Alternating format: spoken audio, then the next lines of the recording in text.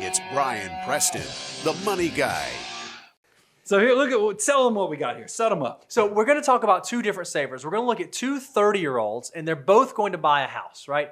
They're going to buy a house for $300,000, and they're going to put 20% down because they don't want to pay PMI, primary mortgage insurance. What's their good savers? This is tale of two good savers. Tale of two good savers. They each have a 4% mortgage rate, and that seems pretty reasonable given where we are today. I think it's interesting the two guys. What was the names you came up for them? You've actually named our two case studies here, right? Well, I had one that was what are those? Leisure Larry. Leisure Suit Larry. Leisure Larry, who's the boring saver, and then we had the old debt crusader, old Stashy. Yeah, I mean old Stash McGee. Old Colonel Stash McGee is what I called him. Okay, so this is what's going to happen. The guy with the stash, he is going to pay off... Stash McGee. Debt crusader. He's a debt crusader. He's going to pay off his mortgage. He's writing YouTube comments left and right that Brian's an idiot for investing anything. He is going to pay off his mortgage in the first 10 years as quickly as he can. So he's going to go get a mortgage paid off in 10 years, and he's going to pay $2,430 per month on his mortgage, and that's going to have it paid off. After it's paid off, starting at 10 years and 1 month, he's going to start investing $2,430 a month, and he's going to do that all the way until he hits age 65. Yep. So he's going to be invested. He's going to get that debt paid off, and he's going to start saving more, just like a lot of our debt crusaders say. He is squeezing every opportunity. He's going to attack that debt. That's his game plan. Attack that debt, and then after he pays off the debt, we're just going to save like no one else and keep that momentum going. So then there is boring Leisure Suit Larry. So what he's going to do is he's going to amortize his mortgage over 30 years. He's a ladies' man based upon that leisure suit he's wearing. You can just tell. He is a stud for sure.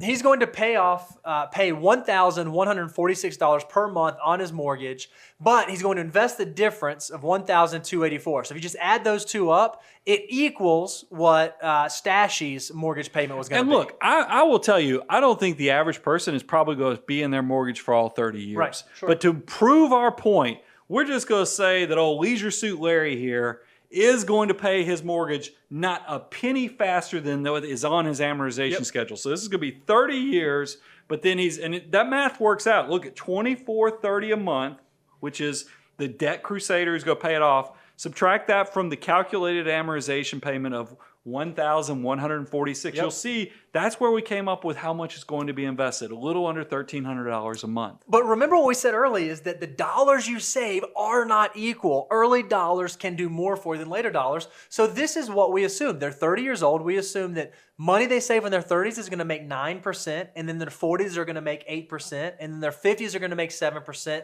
and then their 60s are going to make 6%. So we didn't even try to stack the deck in our favor. We're actually subscribing to exactly what we say is a realistic expectation. Yeah, because notice we have 30-year-olds here. Yep. If we would have pushed this to the say a 25-year-old and pushed that rate of return up to 10%, it doesn't get better for the debt crusader. That's I will right. just go ahead and let that spill the beans on that a little bit. Bo, go ahead and hit them up with some more details. So this is what we see. If you look at the top illustration, this is the debt crusader. After 10 years, they are mortgage-free. Debt-free. Debt-free. Woo! Free and clear. And then they start investing and they do a great job. And because they are fantastic savers, because by the time they get to age 65, they would have $1,954,039. Yep. Which is fantastic. It's a healthy portfolio. They're going to be all right. But if you're someone out there who's trying to optimize what you're doing, look at what happens for Boring Investor. So Boring Investor, you can see those lines it's not like it takes it to zero on the debt in 10 years and then they start investing. You start investing from day one. Yep. The debt's slowly coming down, very slowly, because this person's not paying a penny extra on their mortgage, which I don't recommend that, but I'm just trying to prove my point. Very slowly paying down the debt. But look at what happens with that compounding interest as that money, as a 30-year-old, what it's making, that 9%. That's exactly right. And then a 40-year-old, when he's making 8%. And it just keeps compounding. You can see at the end of it, and I don't want to give the full reveal until we go to the next slide. So flip it over one more page. Look at this. So we started this, it starts off at after 10 years. We've got the debt crusader on the left. So sure enough, 10 years into it, he's debt-free, but his investment balance is zero because he used every bit of his resources to get out of debt from age 30 to 40 years of age. At 10 years, he was attacking that debt. That Boring Investor, After 10 years, his mortgage balance that started at $240,000 was now paid down to $189,000. But he still got debt. He does have debt, but his investments is worth $250,000. If you look at the difference between the debt he has outstanding, the mortgage balance, and what the investments are worth, he's $61,000 net worth. If you take your assets minus your liabilities, you see your net worth.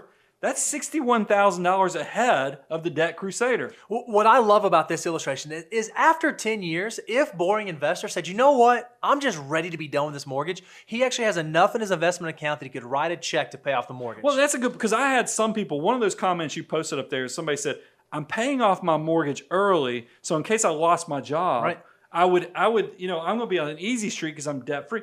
I would tell you, you're going to feel better if you lose your job if you have a tank of money over here that you can go pull off of to pay bills with.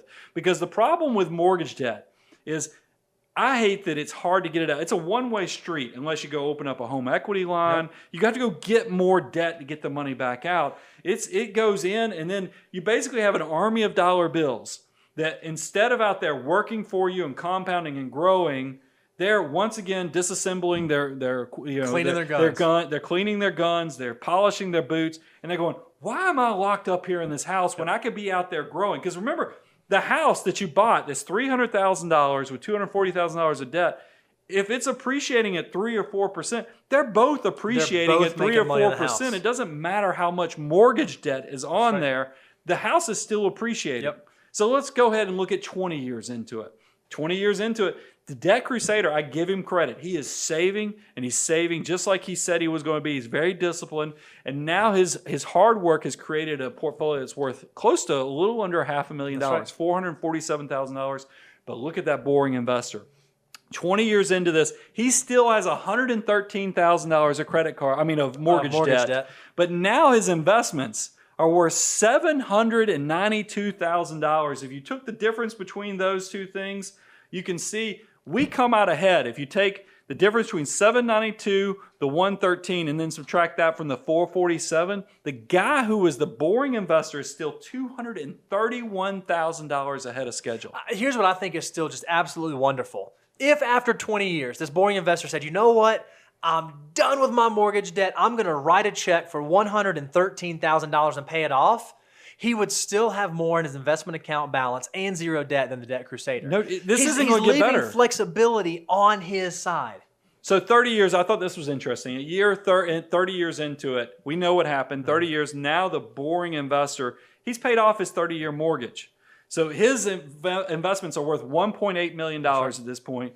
The Debt Crusader is worth $1.3 million. We're looking at a $493,000 difference. That's a huge percentage of what we're talking about. Then we fast forward to full retirement age at 65. 35 years into it, you can see the Debt Crusader's at $1.9 million. The Boring Investor's $2.6 million. This does not get better. Why does this matter? You can just do some really simple math. Pull out your phone, pull out your calculator. We talk about all the time that when you retire, you can think about a healthy withdrawal rate, depending on your age, somewhere between 3.5% to 5%. 3.5% to 5% of $1.9 million is very different than 3.5% to 5% of $2.6 million. It could be a $30,000 a year difference on your cash flow in retirement. That's exactly huge if you just did a 5% withdrawal rate.